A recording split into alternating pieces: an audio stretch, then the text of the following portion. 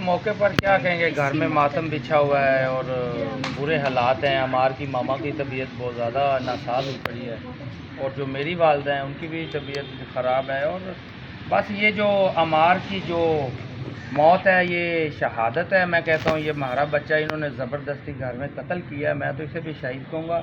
لیکن انشاءاللہ بچے جو ہوتے ہیں وہ ماشاءاللہ سے سانجے تو ہوتے ہی ہیں، لیکن بچے جنتی روح ہوتی ہیں. چھوٹے کفن اٹھانا بہت مشکل کام ہوتا ہے، بھاری ہوتے ہیں. تو یہ جو اللہ کو منہ دکھائے گا، اللہ کے ساتھ بات کرے گا اور گفتگو کرے گا اور یہ اپنے رب سے جب انصاف مانگے گا تو اصل بڑی دولت وہاں ہے. اصل بڑی دولت وہاں ہے، وہ اللہ کے گھر ہے. جب اللہ سے گھر سے ہمیں انصاف ملے گا، ہم اللہ کے گھر سے انصاف کی امید رکھتے ہیں. اور عمار جو ہے انشاءاللہ عمار کی جو موت ہے وہ انشاءاللہ انقلاب لائے گی.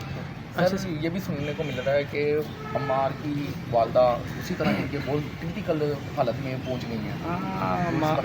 جی عمار کی والدہ کی طبیعت بہت زیادہ، اور میں نے پہلے بھی کہا آپ کو کہ خراب ہو چکی ہے. ابھی ہماری وہ بہن ہے، لیڈیز ہے، ہم اس کو یہ اتنا وہ وائرل نہیں کر سکتے، لیکن اس کی طبیعت بھی عمار کی طرح ہی ہوئی جا رہی ہے. مطلب کہ دماغی توازن وہی تقریباً کوئی ایسی پوزیشن عمار جیسی. اور یہ اللہ تعالیٰ بس میں کہتا ہوں کہ سارے پاکستانیوں سے اپیل کرتا ہوں دعا کریں کہ عمار کی والدہ کو اللہ سے دیں.